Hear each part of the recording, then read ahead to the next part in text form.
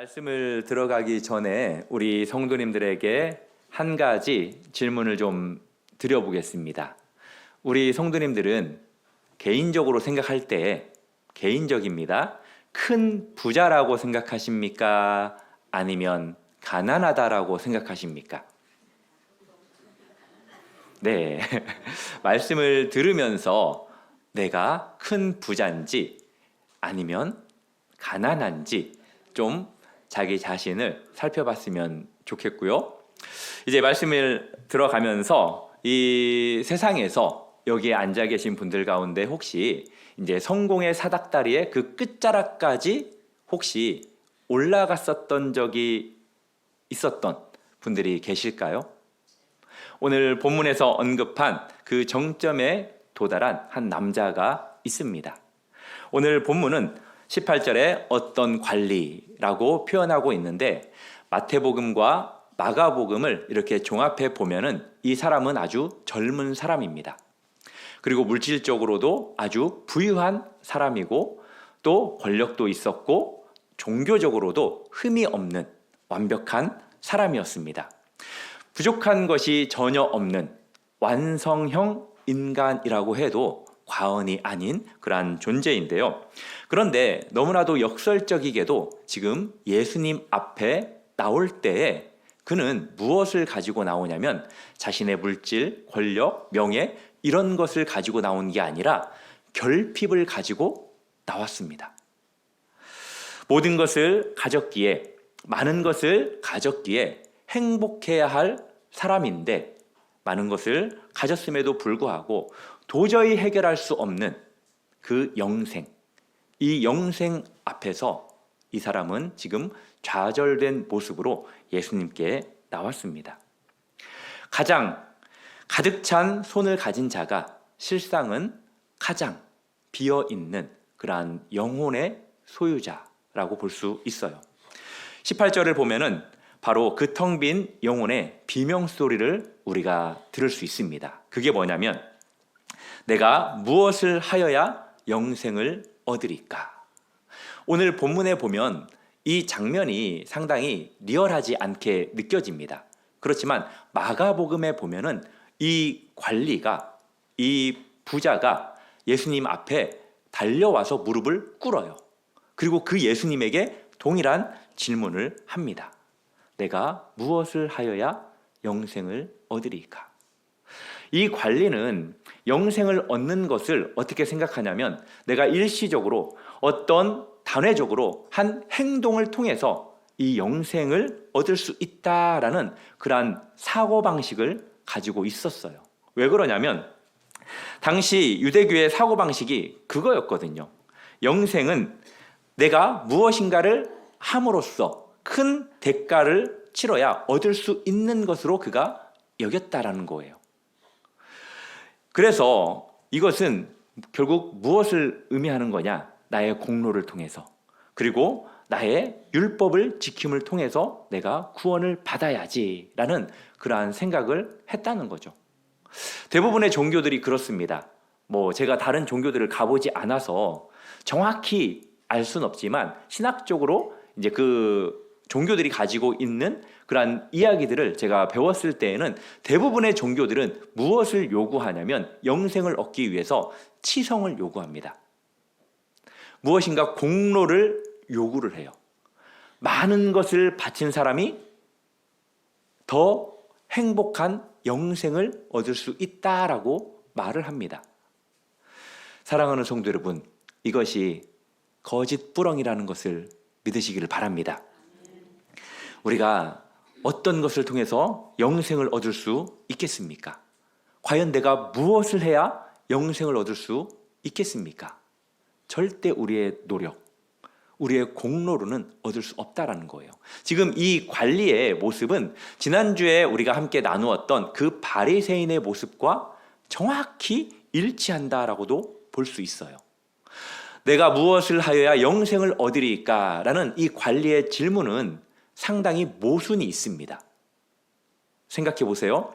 왜 그러냐면 얻을 수 있습니까? 얻으리까? 라는 이 단어는 뭐냐면 클레로노메오라는 단어인데 뜻은 상속인으로서 물려받다, 그리고 정당한 몫을 할당받다라는 의미를 가지고 있어요. 그러면 우리 성도님들이 지금 부모님들이 살아계신다라고 생각을 했을 때 내가 무엇을 해야 재산을 상속받을 수 있는 거예요? 아니면 그냥 가만히 있으면 자연스럽게 상속이 주어지는 거예요? 자, 다시 질문할게요. 어려워요, 이게? 자, 우리 자녀들에게, 다 부모님들이니까 우리 자녀들에게 내 재산이죠. 예, 내 재산을 물려줄 때 그 자식이 나한테 무엇인가를 막 해야 재산을 물려주실 거예요? 아니면 그냥 하나님이 나를 부르기는 상황 속에서 그 재산을 결국 물려주실 거예요? 전자예요, 후자예요? 안 주실 분들이 꽤 있으시네요. 안 주겠다. 그렇죠. 여기에서 보면은 상속이라는 단어를 사용을 했거든요.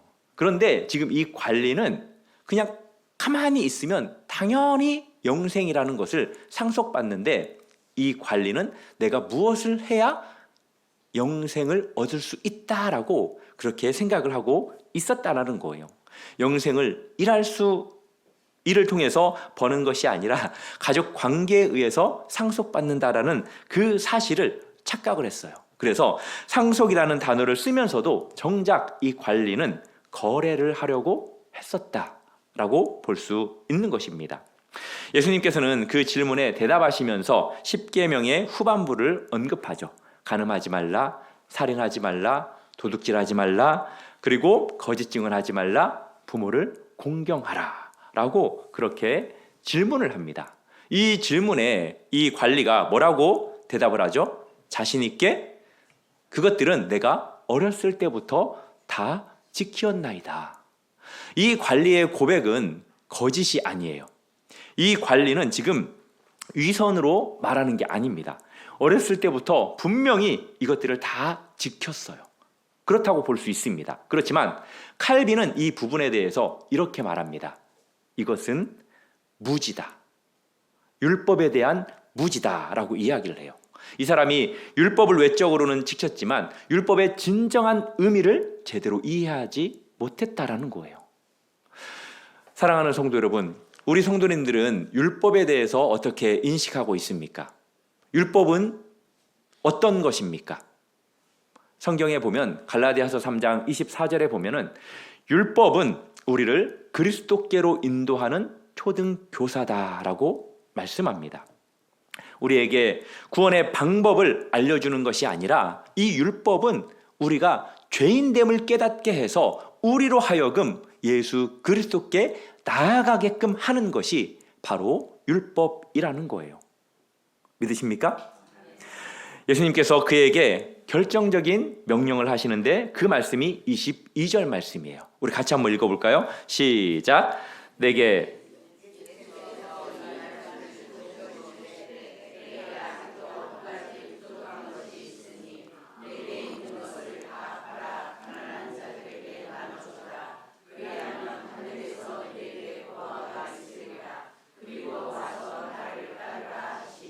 아멘. 여기에서 예수님이 중요한 명령을 3가지 합니다. 그건 뭐냐면 팔아라, 그리고 나누어 줘라, 그리고 와서 나를 따르라 라고 이야기를 해요. 이 말씀을 보면은 이 관리가 자신이 가지고 있는 모든 재물을 다 버려야 된다라는 것으로 우리가 해석을 해요. 버리는 것으로 생각을 하는데 그게 아닙니다. 여기에서 말하는 이 명령들은 삶의 방향을 바꾸라는 거예요. 지금 이 관리의 삶의 방향은 뭐냐? 물질이거든요. 물질을 얻기 위해서 그렇게 살아가는 삶이었는데 그 삶을 돌이켜서 진짜 영생을 얻는 삶으로 살아야 한다라고 말씀하고 있는 거예요. 예수님께서는 그가 10계명을 다 지켰다라고 생각하지만 가장 중요한 제1계명은 지키지 않았다라고 지적하고 있는 거예요. 우리 성도님들 10계명 중에 제1계명이 뭐죠? 네, 아시는 분들은 말씀하시고 지금 맞아요. 너는 나 외에 다른 신을 섬기지 말라. 그런데 이 일계명을 어겼다라고 예수님께서 드러내시는 것은 결국 이 사람은 하나님이 아닌 재물을, 물질을 신으로 여기고 있다라는 거예요. 성경에 보면은 하나님이 이 세상 모든 것들 가운데 당신을 견줄 만한 그러한 신으로 인정한 게 있는데 그게 뭐냐면 바로 물질이고 돈이에요. 돈이 그만큼 무섭다고 볼 수 있습니다. 그래서 29절에 이렇게 기록합니다. 그 사람이 큰 부자이므로 이 말씀을 듣고 심히 근심하더라.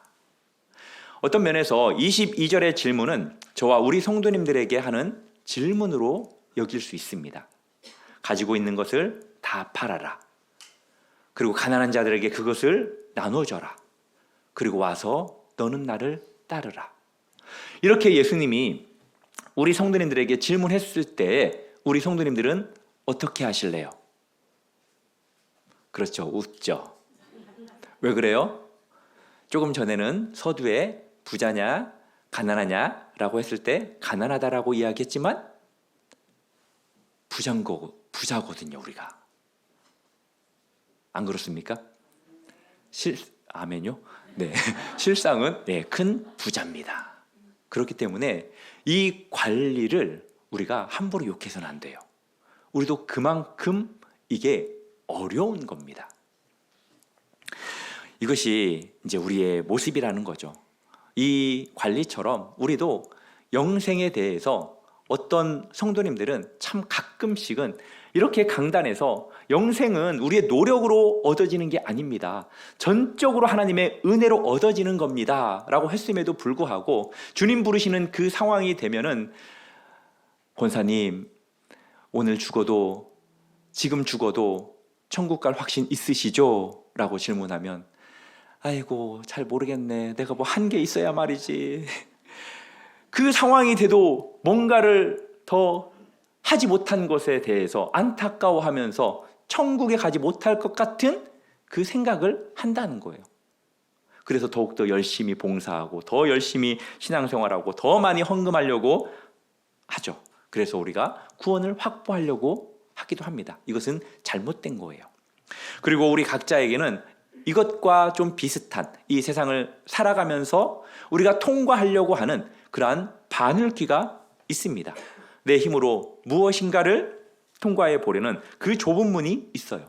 어떤 사람에게는 성공과 또 성취가, 또 어떤 사람에게는 자녀의 성공이, 또 어떤 사람에게는 타인의 평판과 인정을 받고 싶어 합니다. 그것들을 바늘귀로 여겨요.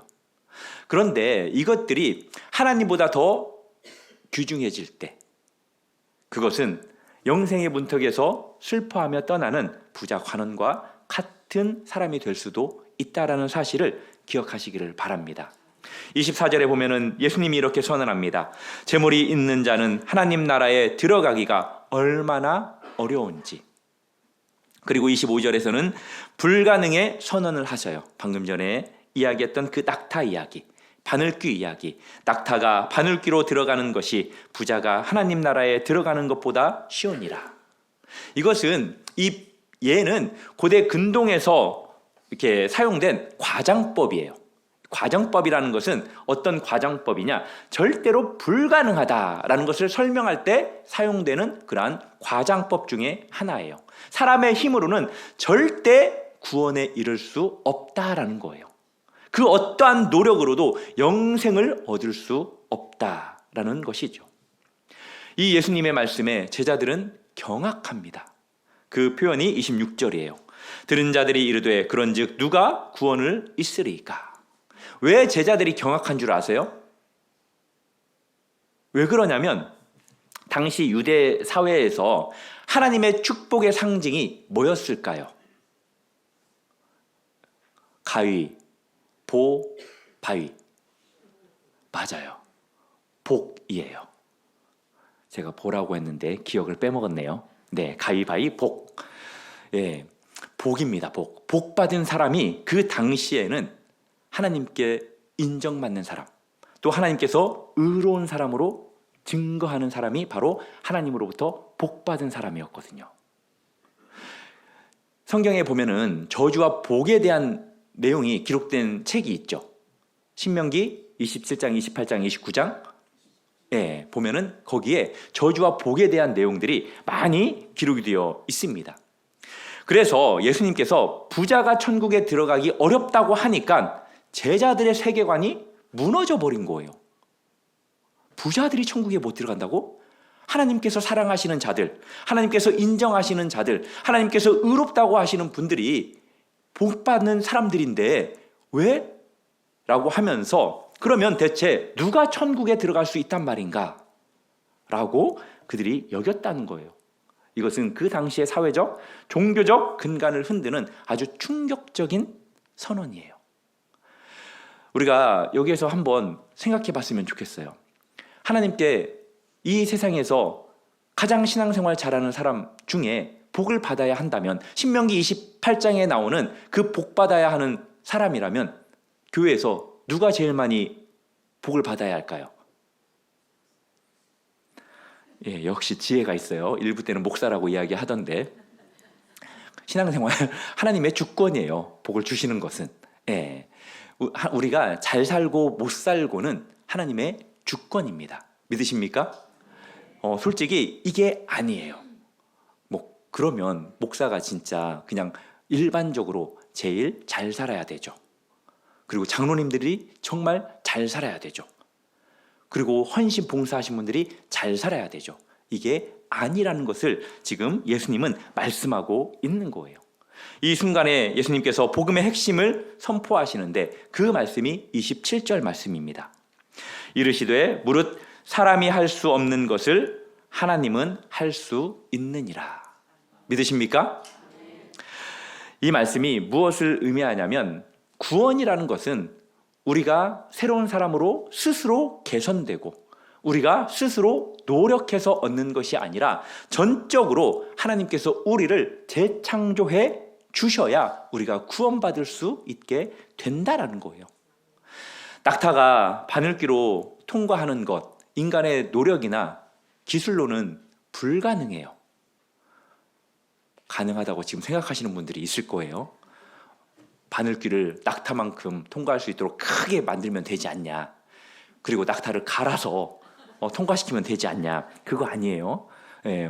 구원이라는 것은 오직 전능하신 창조주 되시는 그 하나님의 초자연적인 능력으로만 가능하다라는 것을 우리 성도님들 믿으시기 바랍니다. 이것이 바로 이제 개혁주의 신학에서 여기에서 우리가 두 가지 신학을 이제 신학적인 용어를 발견하는데 그게 뭐냐면 전적 타락과 불가항력적 은혜입니다. 전적 타락이라는 것은 무엇인지 알죠?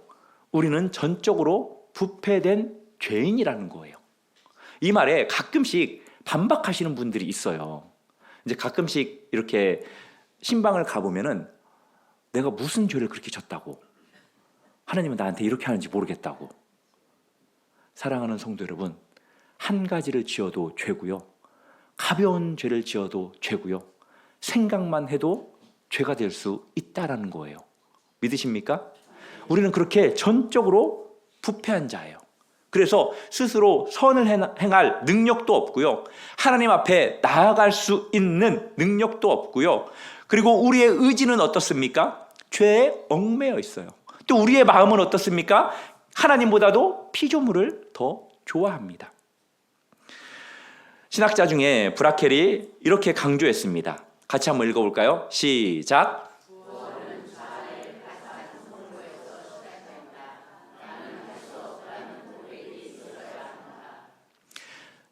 동의하십니까? 나는 파산된 존재라고 우리 스스로를 여겨야 된다는 거예요. 그리고 나는 아무것도 할 수 없습니다 라고 고백해야 돼요. 그러나 하나님께서는 당신의 불가항력적 은혜로 파산된 우리를, 아무것도 할 수 없다라고 하는 우리를 불쌍히 여기시고 사랑하셔서 우리를 재창조하십니다. 구원하셔요. 돌같은 마음을 주님께서 만져주셔서 살같이 부드럽게 해주시고 또 죽었던 우리를 살리시고 어두운 우리의 눈을 밝혀서 주님을 보게 하는 그 은혜를 베풀어 주신다는 거예요. 믿으십니까? 이것이 우리에게 얼마나 위로가 됩니까? 불가능해 보이는 것들 많으시죠. 그리고 끊을 수 없는 죄의 습관 여전히 가지고 있으시죠. 그리고 회복할 것 같지 않은 그러한 관계들도 있으시고 또 이겨낼 수 없을 것 같은 영적 무기력에 빠질 때도 있습니다. 이것들은 우리 힘으로 불가능해요.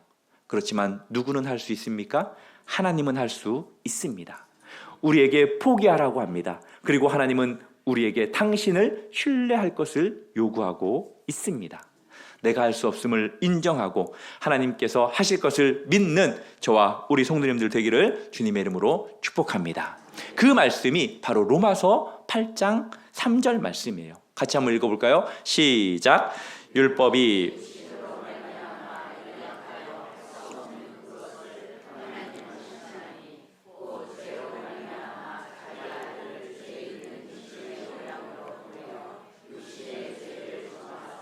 아멘. 율법으로는 불가능했던 이 육신의 죄를 정해서 우리를 의롭다고 칭의해 주십니다. 그리고 또 인간의 노력으로는 불가능한 그 거룩함을 주님께서 입혀주셔요. 그리고 그리스도의 의와 성령의 능력으로 이 모든 것들을 이루셨습니다. 사랑하는 성도 여러분, 우리가 할 수 없는 것을 하나님께서는 그리스도를 통해서 이루셨음을 믿으시기를 바랍니다. 당신의 독생자 예수 그리스도를 십자가에 내어 주심으로 불가능을 가능케 하셨다라는 사실을 믿으시기 바랍니다. 이제 28절을 보면은 베드로가 이렇게 말하죠. 보소서, 우리가 우리의 것을 다 버리고 주를 따랐나이다. 자랑처럼 여겨지십니까? 이 뉘앙스는 자랑이 아니에요. 이 뉘앙스는 뭐냐? 이 베드로는 지금 슬퍼하면서 떠난 그 관리를 보면서 자신들을 대조하면서 어떤 확신을 지금 예수님에게 구하고 있는 거예요. 우리는 주를 따르기로 결심했습니다. 예수님, 우리는 어떻게 되는 겁니까? 라는 내용입니다.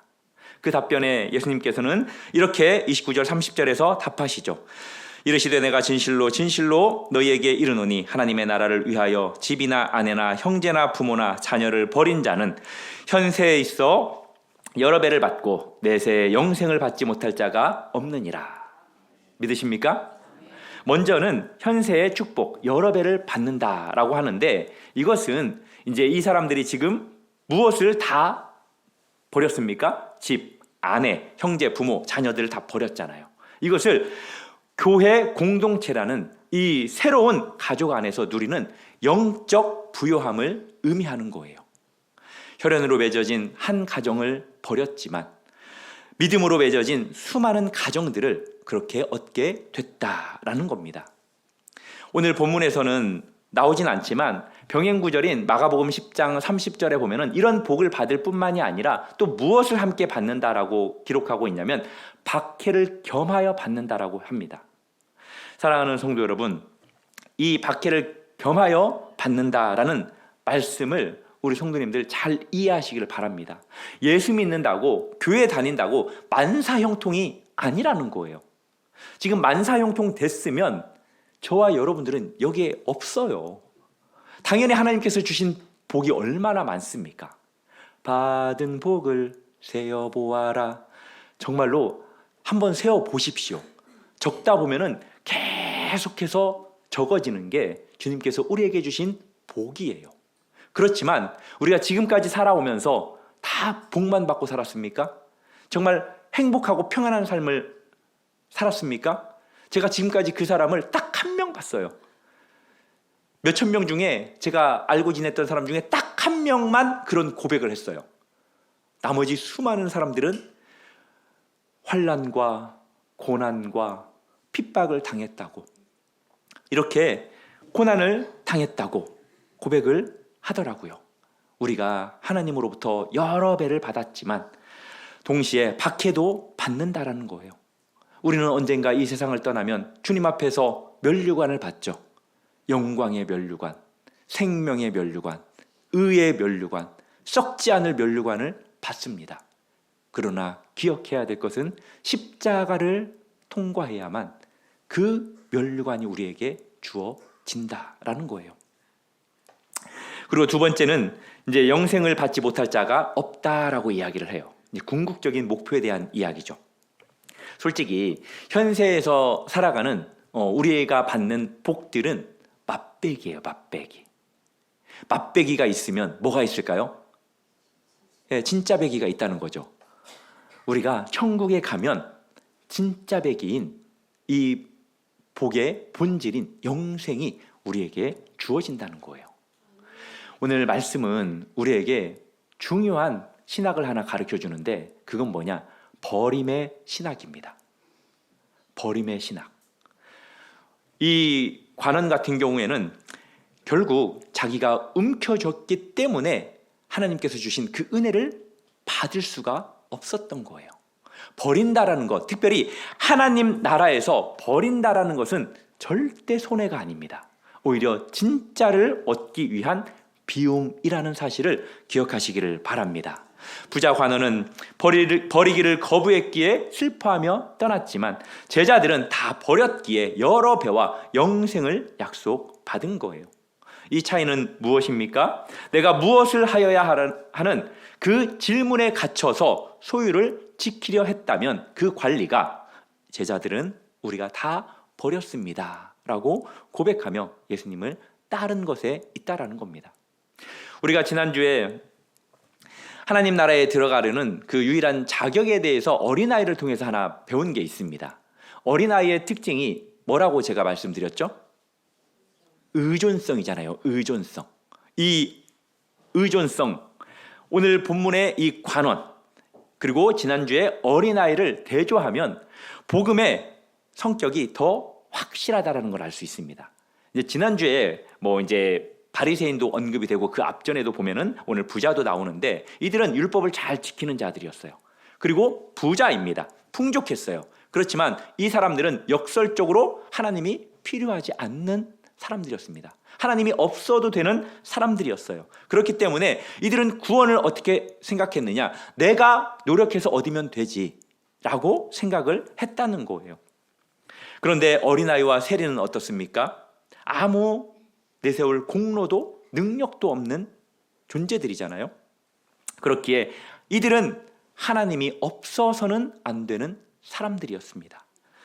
이들의 구원은 빈손으로 하나님 앞에 내밀어서 하나님께서 거저주시는 그 구원의 영생의 선물을 상속받는 자들이 되었다라는 거예요. 사랑하는 성도 여러분, 우리 같이 한번 읽어볼까요? 결국 시작.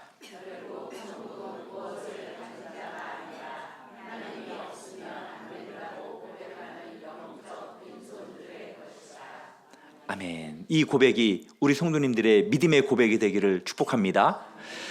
누가복음 19장에 보면은 이제 다른 부자가 한 명 언급이 돼요. 누가복음 19장에 보면은 삭시입니다. 예, 삭개죠 지금. 살짝 깹니까? 삭개입니까? 네, 삭개오가 있어요. 예, 이 삭개오는 예수님을 만난 이후 이렇게 선포를 하죠. 예수님, 보옵소서. 내가 소유가 있는데 이것의 절반을 가난한 자들에게 주겠습니다.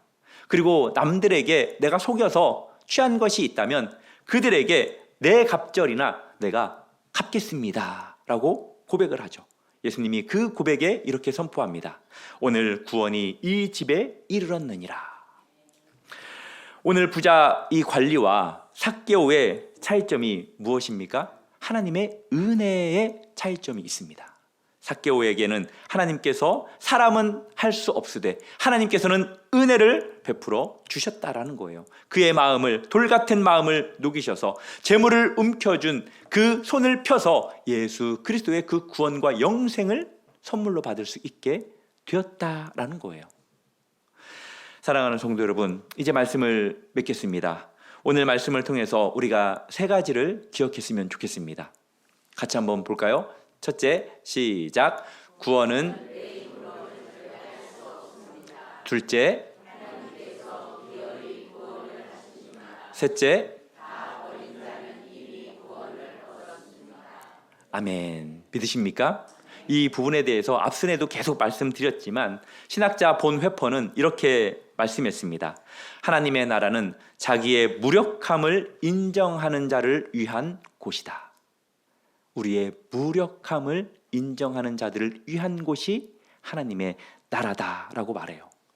이 말씀을 통해서 우리가 무엇을 붙들어야 하는지를 돌아봤으면 좋겠습니다. 세상의 것, 안개처럼 풀처럼 사라질 그러한 것들을 붙잡지 마시고 그것들을 놓으시기 바랍니다. 그리고 하나님을 붙잡으십시오. 나는 할 수 없지만 하나님은 하실 수 있습니다 라는 그 고백으로 오직 하나님만 붙들기를 바랍니다.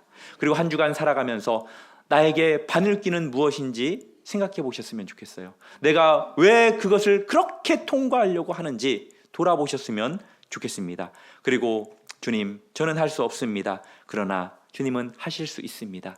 내가 그것들을 내려놓고 슬픔 가운데 떠났던 관리가 아닌 어린아이와 같이 세례와 같이 나의 두 손을 펴서 주님께서 베풀어 주시는 그 구원의 은혜를 붙잡고 영생을 붙잡는 자 되게 해달라고 그렇게 간구하시는 저와 우리 성도님들 되기를 주님의 이름으로 축복합니다.